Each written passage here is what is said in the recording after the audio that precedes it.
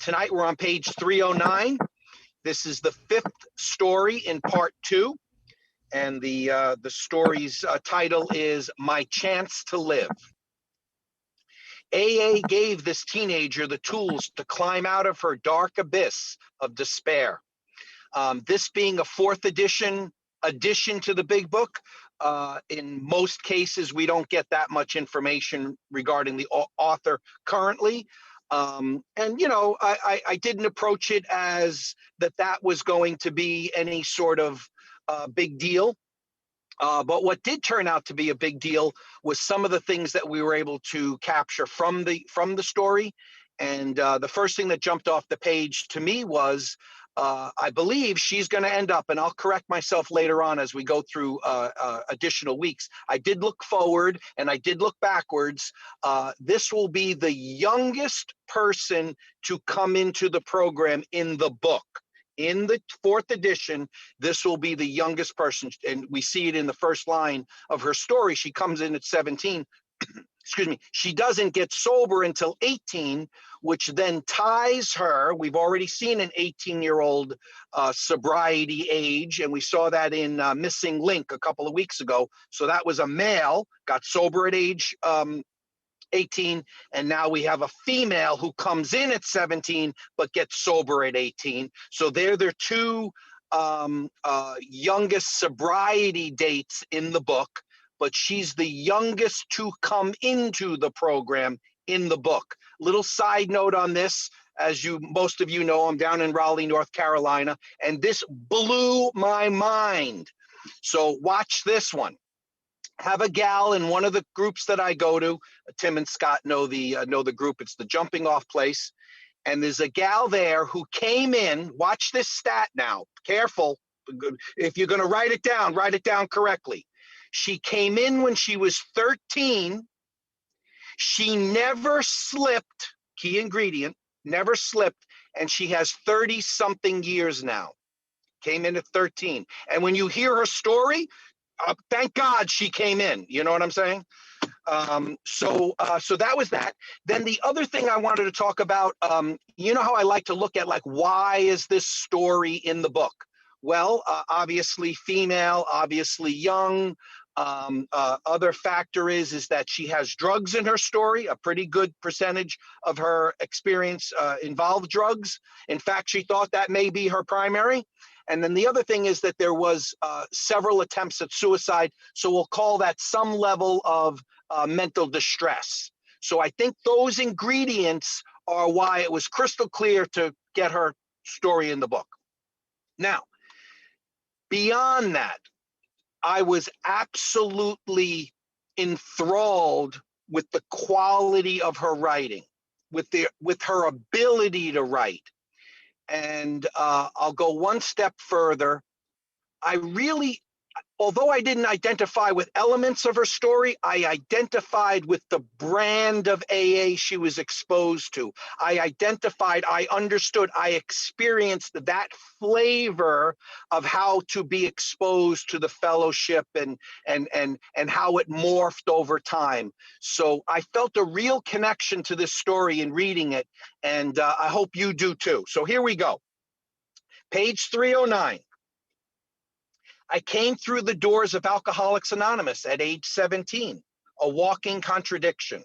On the outside, I was the portrait of a rebellious teenager with miles of attitude to spare. On the inside, I was suicidal, bloodied and beaten. My stride spoke of confidence I didn't feel. My dress was that of a street tough kid who you didn't want to mess with.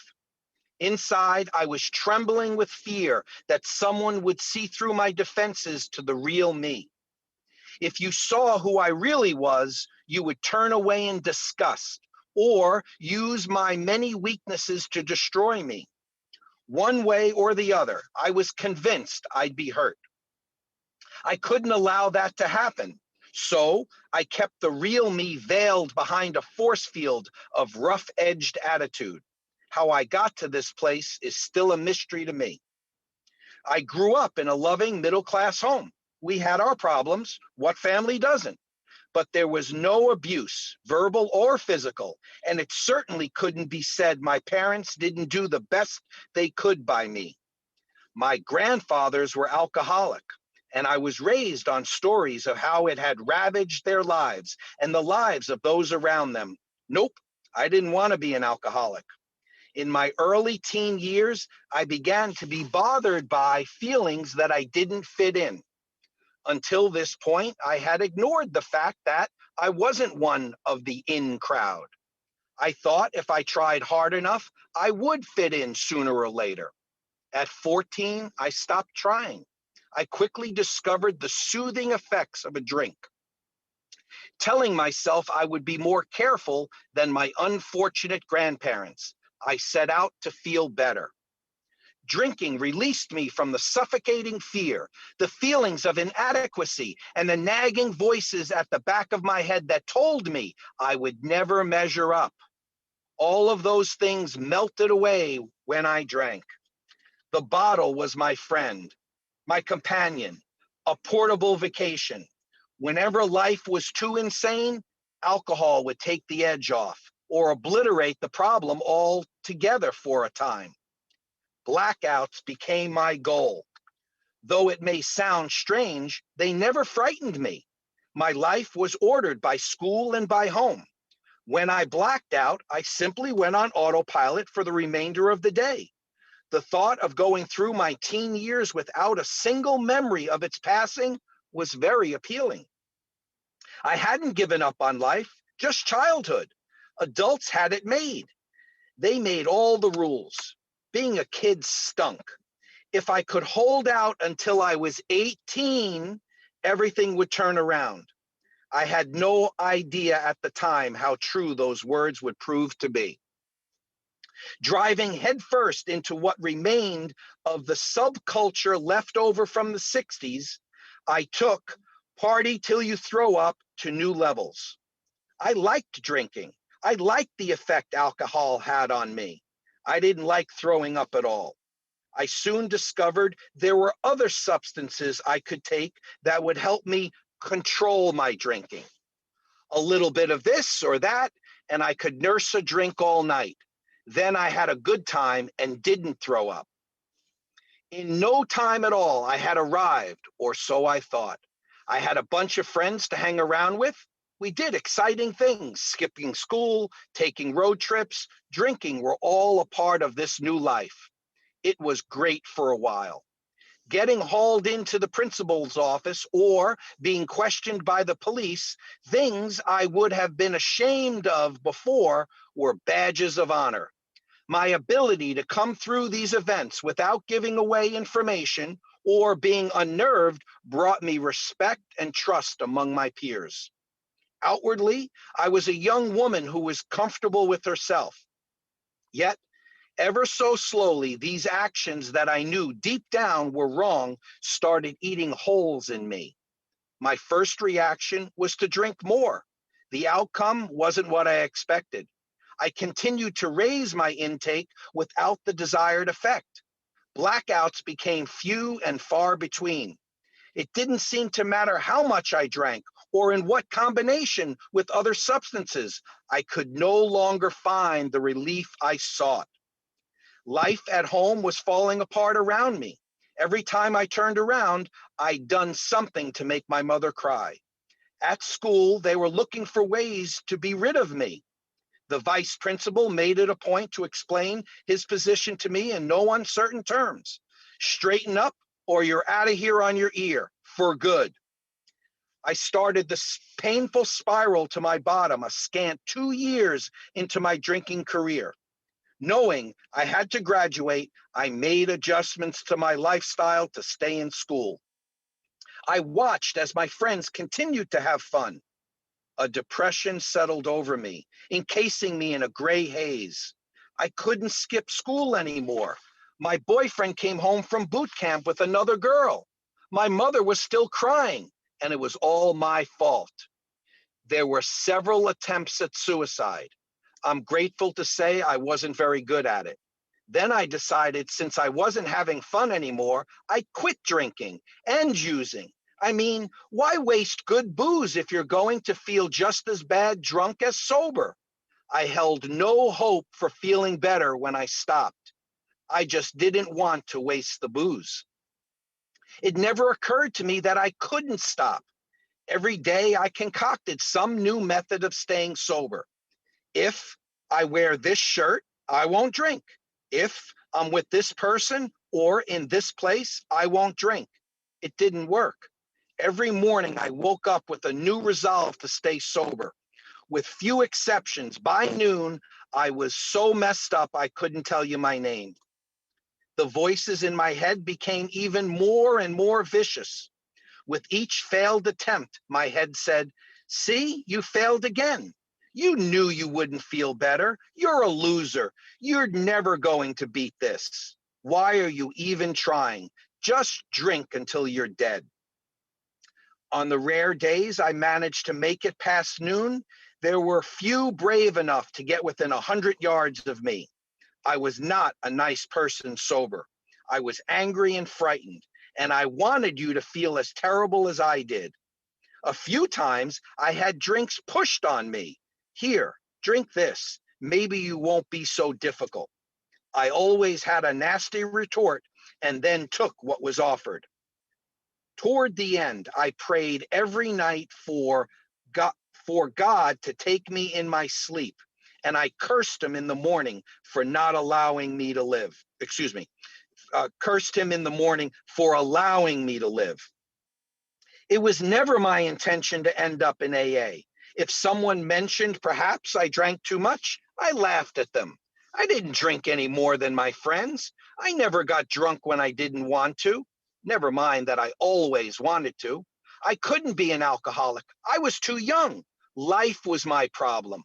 Other substances were my problem. If I could just get a handle on things, then I could drink. I got a job as a waitress at a local pancake house. Our late night attracted a wide variety of clientele, including some members of Alcoholics Anonymous. They were not my favorite people to wait on. They, in fact, drove me to drink. They were loud, hard to please, they table hopped and didn't tip very well. I waited on the same bunch for 6 weeks in a row before finally being granted the night off. Now, I had been thinking that my problem was insanity, and what happened on my night off clinched it. I missed this motley crew who had plagued my existence for over a month. I missed the laughter and their bright smiles. I went and had coffee with them. Through a chain of events I choose to believe were the actions of my higher power, they convinced me to go to a meeting.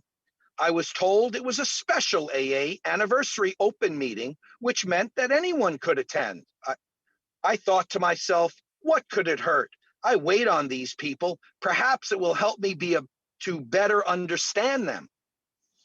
On the designated evening, I arrived to find that the anniversary meeting was the following week, but they took a vote and decided I could stay. I was shocked and humbled.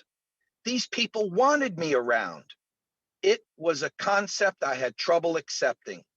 I stayed and listened, careful to let them know I didn't have a problem. I attended the anniversary meeting the following week with no intention of ever going to another meeting. I wasn't an alcoholic. I had other problems that needed attention. Then I would be okay. The next week, a friend who was admittedly an alcoholic asked me if I was going to the meeting. My head went into hyperspeed. If this person thought I needed to go, perhaps I did, but I wasn't an alcoholic. I attended the meeting and decided drugs were my problem. I stopped using them completely from that night forward. So she stops using drugs after her third visit to AA. The result was a sharp increase in my drinking. I knew this would never do. Staggering home one night, it occurred to me that perhaps if I stopped drinking just for a while, maybe I could get a handle on things and then I could drink again. It took about 3 months for me to realize I was my problem, and drinking made my problem much worse. The other substances were simply tools to control my drinking. Given a choice, I take a drink over the other stuff in a heartbeat. Angry doesn't begin to describe how I felt when I had to admit I was an alcoholic. Even though I was grateful not to be nuts, as I'd first supposed, I felt cheated. All the people I saw sitting around the tables of Alcoholics Anonymous had been granted many more years of drinking than I. It just wasn't fair. Someone pointed out to me that life was rarely fair. I wasn't amused. But extending my drinking career simply wasn't an option anymore. 90 days sober. So it's the first 90 days. Now she's 6 months in now. 90 days sober, no booze, no drugs. This is the second 90 days. 90 days sober cleared my thinking enough to make me realize I'd hit bottom. If I were to go back to drinking, it would be just a matter of time before one of two things happened. I'd succeed at suicide, or I'd start the life of the living dead. I'd seen what the latter looked like, and the real death was preferable. Here she is. She's in step one. She sees powerlessness. She sees unmanageability. What does that cause? What she sees that there's hope here. She's hopeless and she sees hope. At this point, I surrendered. I admitted I was an alcoholic without a clue what I could do about it. Many of the people around me wanted me to go to treatment, but I resisted. I didn't want the kids at school to know what was going on. If I went to treatment, they'd all know within a week. More importantly, I was afraid. I was afraid that the treatment center would test me and say, "You're not an alcoholic, you're just crazy." My heart knew this wasn't true. My head took a bit more convincing. The thought of having AA taken away from me was terrifying.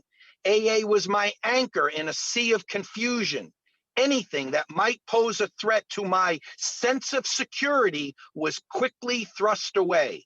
I didn't have anything against treatment centers then, nor do I now. I simply didn't want to go, and I didn't. I did stay sober. One summer with people who enjoyed life sober was all it took for me to want sobriety more than I wanted a drink.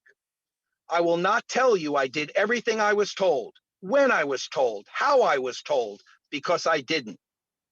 Like most people new to the program, I set out to find an easier, softer way.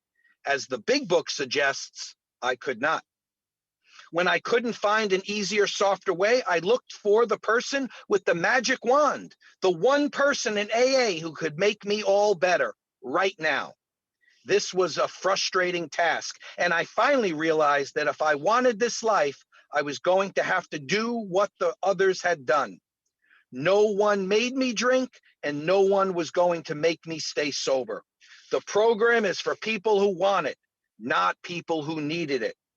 If everyone who needed AA showed up, we would be bursting at the seams. Unfortunately, most never make it to the door. I believe I was one of the lucky ones. Not just because I found this program at such a young age, I feel fortunate that I found AA at all. My approach to drinking brought me to the jumping off place described in the big book much faster than anyone could have imagined. And I read that my approach to drinking, the combination of the booze and the drugs, I think is why we saw her hit her bottom faster. Her approach, blackout drinking, full on angry. These are the I believe the recipe that she's describing as her approach that got here now. I'm convinced if I had continued on my course, I wouldn't have survived much longer. I don't believe I was smarter than anyone else, as I'm often told by those who came in at a later age. It was my time, my chance to live, and I took it. And there's the title to her story, My Chance to Live. If there had still been joy in my drinking, or even a remote chance of the joy returning, I would not have stopped drinking when I did. No one who drank as I did wakes up on the edge of the abyss one morning and says, things look pretty scary. I think I'd better stop drinking before I fall in. I was convinced I could go as far as I wanted and then climb back out when it wasn't fun anymore. What happened was I found myself at the bottom of the canyon thinking I'd never see the sun again. There's her bottom, gist of desperation, hopelessness. AA didn't pull me out of that hole. It did give me the tools to construct a ladder with 12 steps. Sobriety is nothing like I thought it would be. At first, it was one big emotional roller coaster, full of sharp highs and deep lows. My emotions were new, untested, and I wasn't entirely certain I wanted to deal with them. I cried when I should have been laughing. I laughed when I should have cried. Events that I thought were the end of the world turned out to be gifts. It was all very confusing. Slowly, things began to even out. As I began to take the steps of recovery, my role in the pitiful condition of my life became clear. If asked what the two most important things in recovery are, I would have to say willingness and action. I was willing to believe that AA was telling me the truth. I wanted to believe it was true in a way I cannot relate in words. I wanted this thing to work. Then I began to take the course of action prescribed. Following the principles laid out in the big book has not always been comfortable, nor will I claim perfection. I have yet to find a place in the big book that says, now you've completed the steps, have a nice life. The program is a plan for a lifetime of daily living. There have been occasions when the temptation to slack off has won. I view each of these as learning opportunities. When I am willing to do the right thing, I am rewarded with an inner peace no amount of liquor could ever provide. When I am unwilling to do the right thing, I become restless, irritable, and discontent.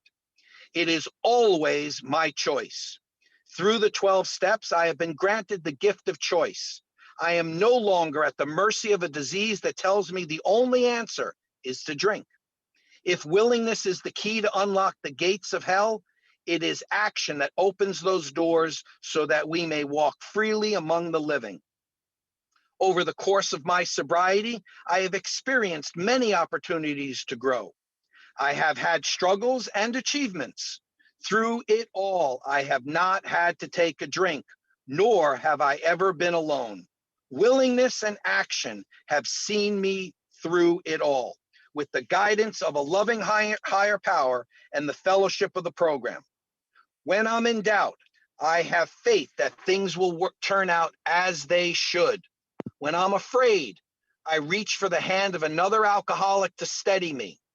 Life has not heaped monetary riches upon my head, nor have I achieved fame in the eyes of the world.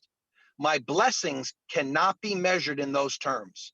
No amount of money or fame could equal what has been given to me. Today, I can walk down any street, anywhere, without the fear of meeting someone I've harmed.